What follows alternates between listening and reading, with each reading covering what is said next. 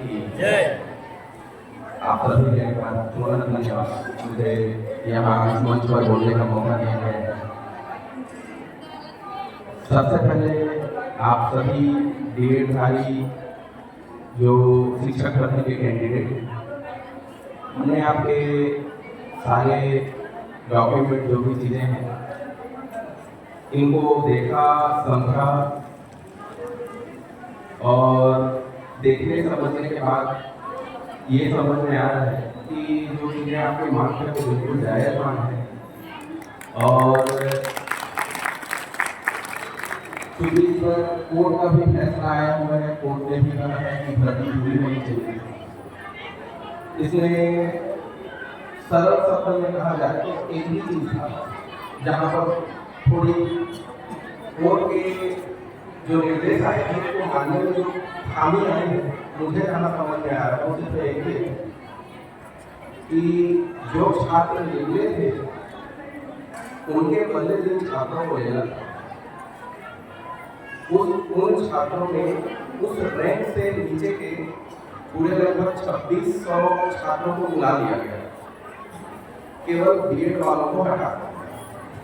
जबकि उन 2600 छात्रों में बीएड वाले हट गए तो बीएड वालों के साथ साथ कुछ ऐसे भी कैंडिडेट थे बहुत से जिनके पास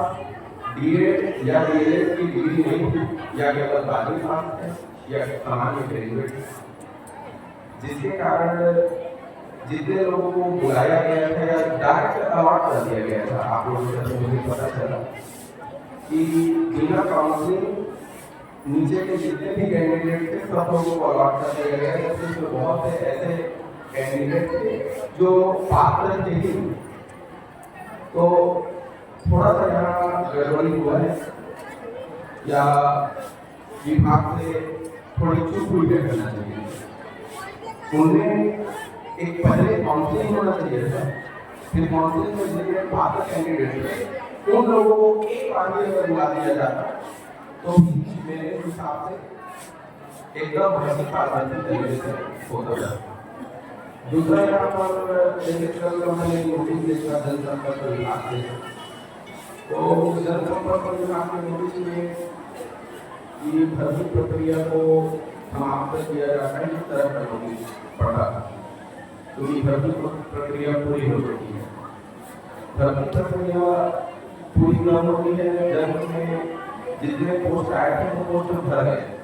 उसमें चेक पॉइंट ये भी थोड़ा उसमें कटा पूछे जा रहा है। हालांकि मैंने आप लोगों के कुछ डॉक्यूमेंट देखे, उस डॉक्यूमेंट के आधार पर भी मैं देख पा रहा हूँ कि जितने कैंडिडेट पहले चरण से लेकर 5वें चरण तक जितनी भी भर्ती हुई है, तो भर्तियों में ओबीसी में 2 नंबर का डिफरेंस आया है, जनरल में ओबीसी जनरल पॉइंट में भी डिफरेंस है, तो पॉइंट के डिफरेंस को कटअप गिर जाना कैसे कह सकते हैं। तो ये जरूर विभाग को इसको ध्यान देना चाहिए, एक बार फिर से सोचना चाहिए, विचार करना चाहिए और जरूर अगर ये जो आप लोगों की मांगे हैं जो कोर्ट ने भी जायज ठहराया है हम लोगों ने भी इसको गलत कहने का, तो बिल्कुल इस पर कार्रवाई होनी चाहिए और जल्द से जल्द भर्ती भी होनी चाहिए। और इस पर मैं प्रार्थना भी करता हूँ कि आप सभी जिस उद्देश्य के साथ यहाँ है आप लोगों के भर्ती जल्द से जल्द हो और सरकार भी आप लोगों की भावनाओं को व्यक्त करे, आप लोगों के जो बातें होते समझें और इस पर जल्द से जल्द अच्छी पहल शुरू करें। धन्यवाद।